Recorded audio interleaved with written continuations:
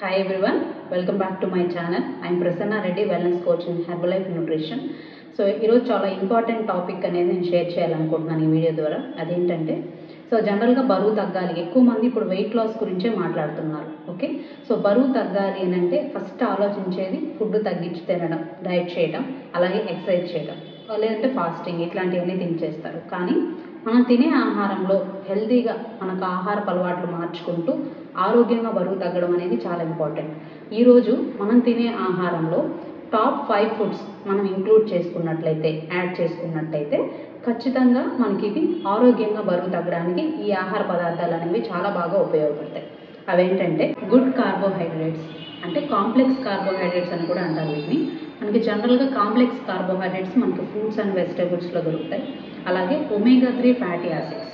Omega 3 fatty acids మనం దేంట్లో దొరుకుతాయంటే మనకి nuts, seeds, avocado, egg yolk అంటే ఎల్లో, ఓకేనా, ట్యూనా ఫిష్, సాల్మన్ ఫిష్, వీటన్నిటిలో కూడా మనకు ఒమేగా 3 ఫ్యాటీ యాసిడ్స్ దొరుకుతాయి.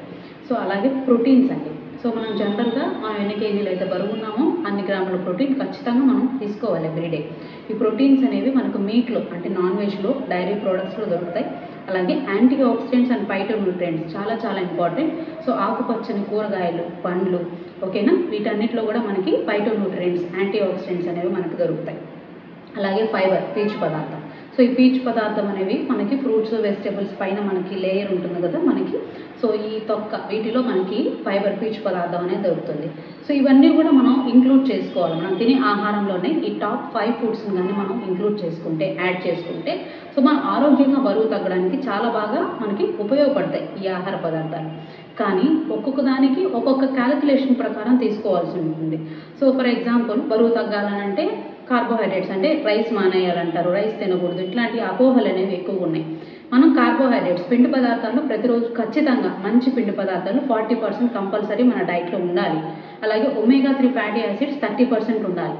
ఫైబర్, పీచు పదార్థం 25 గ్రామ్స్ ఇవ్వాలి.